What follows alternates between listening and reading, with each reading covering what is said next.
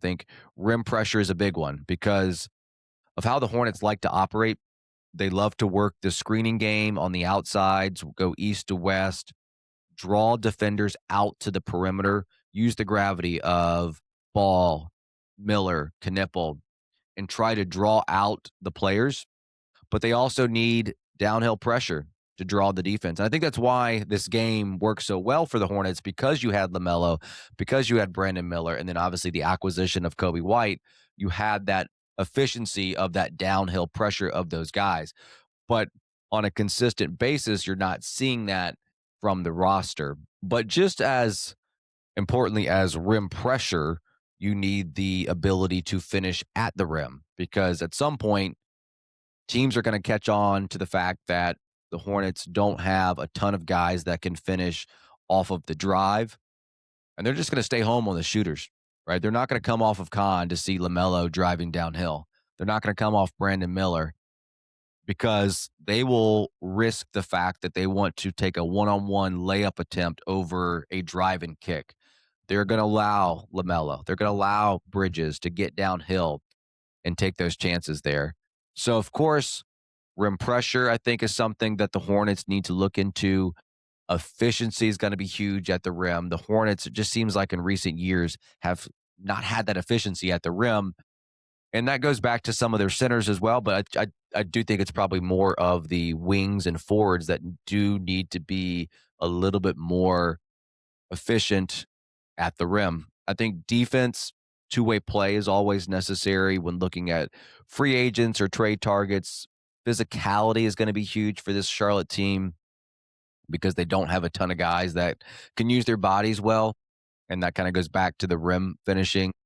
They need that on defense. They need that on offense. They need it on both ends. I think mentality wise, I think Lee has done a good job of developing a mentally strong team. But to have players that have mental strength is different than having players with both the mental strength and the physical strength. And I think that's going to be key moving forward. And lastly, to the question, I do think addressing the big rotation, I would love for them to get a big that can shoot the ball. Now, Grant Williams can factor into this.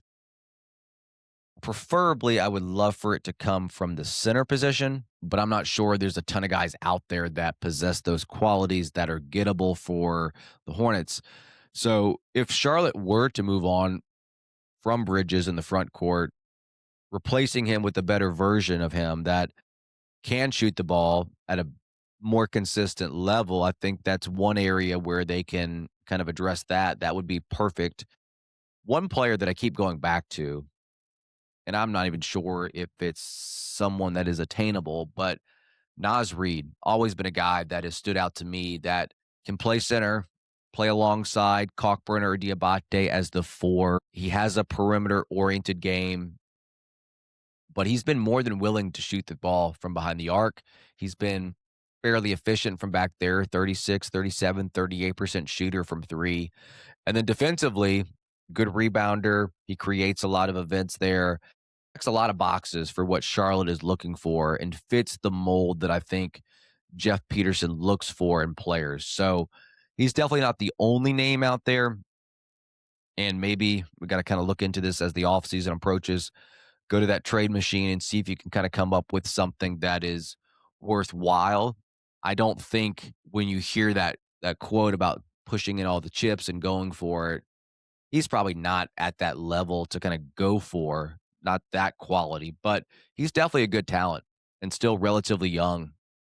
So I keep going back to Naz Reid just because he can fill the gaps that the Hornets have, and he does a lot of things well. But I'm not sure. I'm not sure how they're going to address the shooting from the big position, if it will come from the center position or the power forward position, and if that's really something that the Hornets can really realistically attain this offseason. But a lot of different things that the Hornets kind of pinpoint moving forward. But I think two-way play, physicality, some creation out there, some rim finishing, and then obviously, as I just mentioned, a big that can shoot the ball because Ryan Cockburner, Musa Diabate, they have not shown that that's going to be a part of their games, at least right now at the NBA level. So